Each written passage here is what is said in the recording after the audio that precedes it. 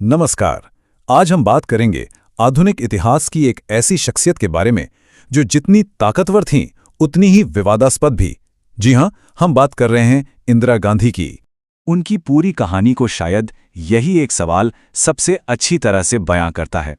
क्या वो एक ऐसी महान नेता थीं जिन्होंने देश को नई ऊंचाइयों पर पहुंचाया, या फिर एक ऐसी शासक जिन्होंने लोकतंत्र को ही दांव पर लगा दिया? चलिए आज उनकी इसी जटिल विरासत को समझने की कोशिश करते हैं।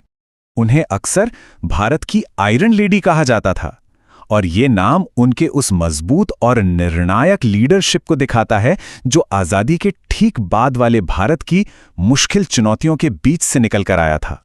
उनका व्यक्तित्व सच में बहुत अलग था। सोचिए, वो भारत की पहली और आज तक की अकेली महिला प्रधानमंत्री रही हैं। उनका इतना लंबा कार्यकाल और फिर उनकी राजनीतिक विरासत जो उन्हें अपने पिता से मिली थी, ये सब उन्हें भारतीय इतिहास में एक बिल्कुल ही अलग जगह देता है। देखिए, उनका टॉप पर पहुंचना कोई अचानक नहीं हुआ था। बचपन से ही उन्होंने आज़ादी की लड़ाई में हिस्सा लिया। जैसे वानर सेना बनाना, ये दिखाता है कि लीडरशिप की क्वालिटी तो उनमें शुरू से ही थी। तो 1966 में प्रधानमंत्री बनना उनके राजनीतिक सफर का एक तरह से अगला पड़ाव ही था। तो प्रधानमंत्री बनने के बाद उन्होंने क्या किया? अब जरा उनके शुरुआती कार्यकाल और उन पॉलिसियों पर नजर डालते हैं जिन्होंने भारत की दिशा ही बदल दी।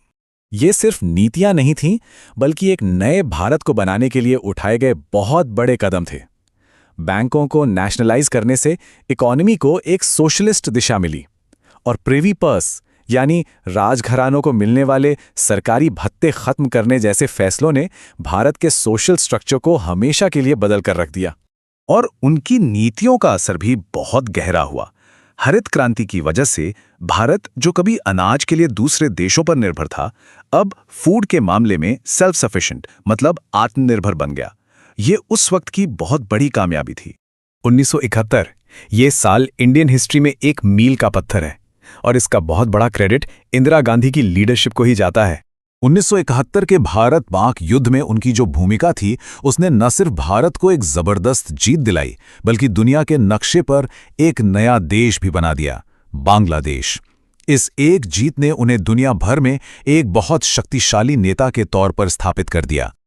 लेकिन कहानी में मोड़ यहीं से आता है। अब हम उनके शासन के उस दौर की बात करेंगे जो सबसे ज्यादा विवादों में रहा, और जिसने उनकी विरासत पर एक ऐसा सवालिया निशान लगा दिया जो आज तक कायम है। इमरजेंसी से ठीक पहले भारत ने स्माइलिंग बुद्धा के नाम से अपना पहला न्यूक्लियर टेस्ट किया।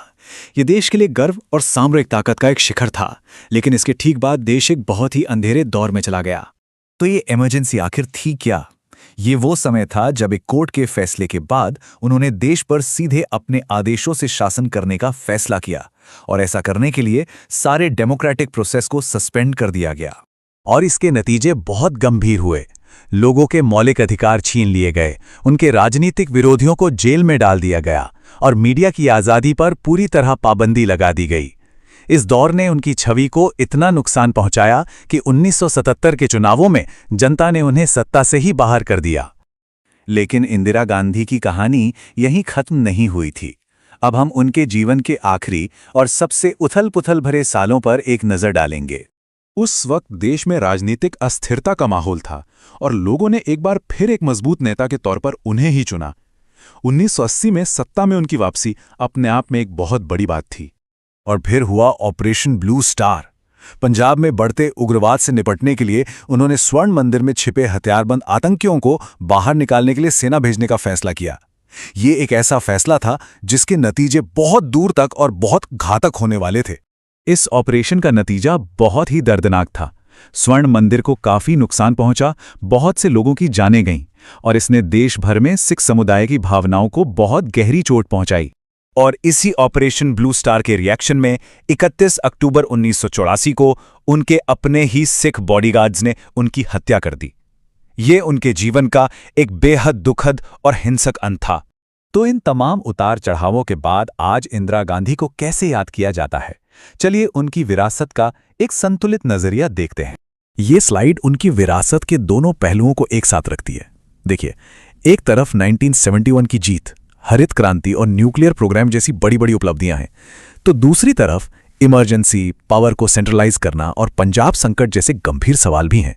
उनके बारे में ये बात बहुत मशहूर थी, जो दिखाती है कि उनका नेतृत्व कितना निर्णायक और दृढ़ इच्छा शक्ति वाला माना जाता था।